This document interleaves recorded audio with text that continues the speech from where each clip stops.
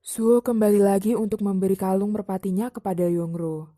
Ia bisa pergi tanpa mencemaskan Yongro dengan memberi kalung itu. Solhi tahu bahwa Guangte melaporkan Suho pada Intel. Lalu, ia bergegas memberitahu Yongro dan Suho. Akhirnya, Suho berhasil pergi dan para Intel tidak menemukannya.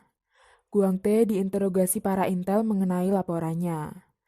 Guangte merubah pernyataannya menjadi ia salah orang karena Solhi mengatakan dirinya terlibat dalam menyembunyikan Suho. Dan itu merupakan kesempatan Guangte untuk memenangkan hati Solhi.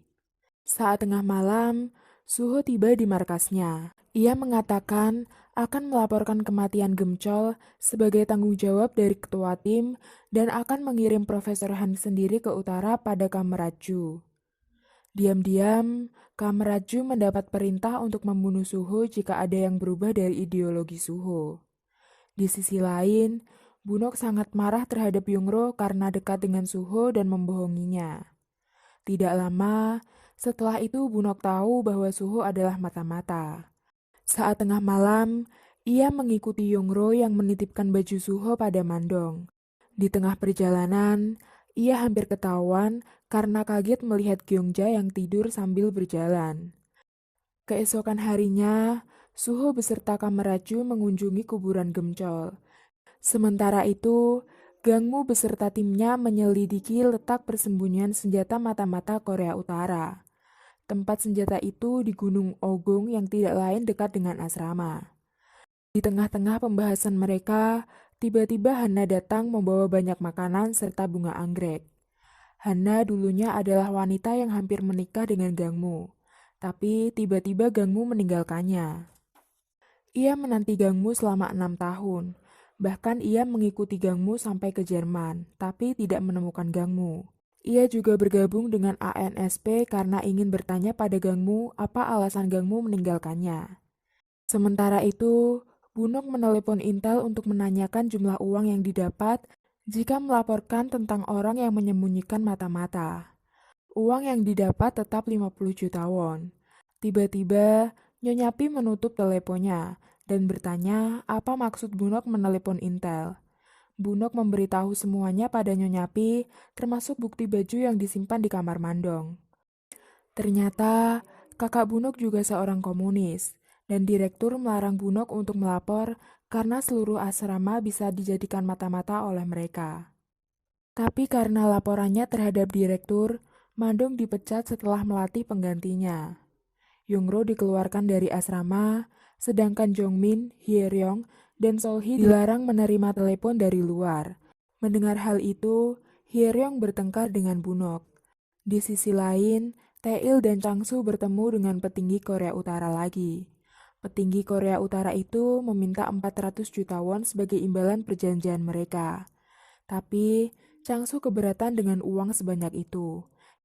Ia tidak sependapat dengan Taeil yang membuat petinggi itu ragu dengan perjanjian mereka. Lalu, Taeil dan Changsu merencanakan korupsi uang rahasia ANSP yang tidak butuh tanda terima sebagai dana perjanjian mereka. Petinggi Korea Utara itu ternyata adalah ayah Suho, dan nama Suho yang asli adalah Suhyok. Sementara itu, Hong Era, Cho Song Sim, istri An Gyong Hee, dan bahkan selingkuhan Taeil bernama Dr. Kang berkumpul dan ikut bermain permainan mahjong dengan mereka. Hong Era sangat dipojokkan oleh Cho Song Sim dan istri An Gyong Hee mengenai 13 gadis yang harus dijadikan tumbal. Tapi, Dr. Kang membela Hong Era dengan perkataannya secara tidak langsung. Malamnya, Yungro berterima kasih pada teman sekamarnya karena berkat mereka, Yungro bahagia tinggal di asrama. Lalu mereka menangisi Yungro yang akan pergi. Setelah itu, Yungro pergi ke gereja dan berdoa agar Suho meneleponnya sebelum ia pergi meninggalkan asrama. Sedangkan, Suho juga berkali-kali memikirkan Yungro. Keesokan harinya, Profesor Han pergi ke gereja diikuti oleh Hana. Saat menemui Bapak, ternyata yang ada di sana adalah Kameraju. Ia memberitahu keadaan putra Profesor Han dan bahkan ia mempunyai surat dari putra Profesor Han. Profesor Han pergi dengan Kameraju untuk mengambil surat putranya di markas. Hana mengikuti mereka dan dihalangi oleh sekutu mereka. Setelah sampai di markas, Profesor Han bertemu dengan Suho. Dan Suho menyuruh Profesor Han ke Korea Utara untuk membawa putranya pergi dari sana. Lalu, Profesor Han disekap di sana, dan Suho memerintahkan timnya untuk pergi dulu ke utara bersama Profesor Han. Sementara, ia akan mengambil senjata dan uang di Gunung Ugong. Sementara itu, Hana mendapat telepon bahwa timnya mendapat sesuatu dari penyadap. Mereka menemukan letak persembunyian senjata mata-mata Korea Utara dan bergegas pergi ke sana. Mereka membagi dua tim. Tim yang satu pergi ke Gunung Ogong dan tim lainnya pergi ke asrama. Setelah mengambil senjata, ia melihat pesawat kertas milik Yungro yang bertuliskan, ia ingin Suho meneleponnya dan bahwa ia akan dikeluarkan dari asrama hari ini. Setelah membaca pesan itu, Suho menyadari para intel datang. Lalu, ia berlari dan bertemu dengan seorang laki-laki yang juga ikut berlari dengannya. Laki-laki itu adalah putra Mandong yang akan menemui Mandong. Ia ingin meminta uang pada Mandong karena ia kecanduan berjudi dan berhutang uang pada rentenir. Ia ikut berlari karena mengira para intel itu adalah rentenir yang menagih hutang padanya. Ia dan Suho bersembunyi di pintu darurat asrama. Lalu, Suho masuk ke asrama dengan menyekap putra Mandong dan Mandong yang ingin menolong putranya. Di sisi lain, Yongro berkemas mengemasi barangnya dibantu teman-temannya. Barang-barang yang ia bawa akan diangkut oleh pacar Hyeryong. Lalu, tiba-tiba ada panggilan untuknya. Ia ditelepon oleh ibu tirinya, Hong Era, yang menyuruhnya pulang dan mengirimkan mobil untuk mengangkut barang-barangnya. Padahal, awalnya ia senang karena mengira Suho yang meneleponnya. Kemudian, Yongro dan para siswa bersulang dan berfoto sebagai kenang-kenangan sebelum ia pergi.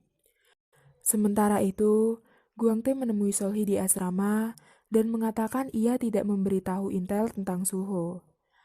Bersamaan dengan itu, Gangmu beserta para tim juga datang ke asrama. Gangmu menelusuri asrama dan menemukan Suho. Mereka berkelahi dan Gangmu kalah. Suho mengambil pistol Gangmu. Saat akan kabur, Suho berpapasan dengan Yungro. Ia dikepung para intel saat ini. Ia menarik Yungro dan menodongkan pistol ke kepalanya. Ia juga menembakkan peluru ke atas. Jika dalam hitungan ketiga para intel tidak menjatuhkan pistolnya, ia akan benar-benar menembak Yungro.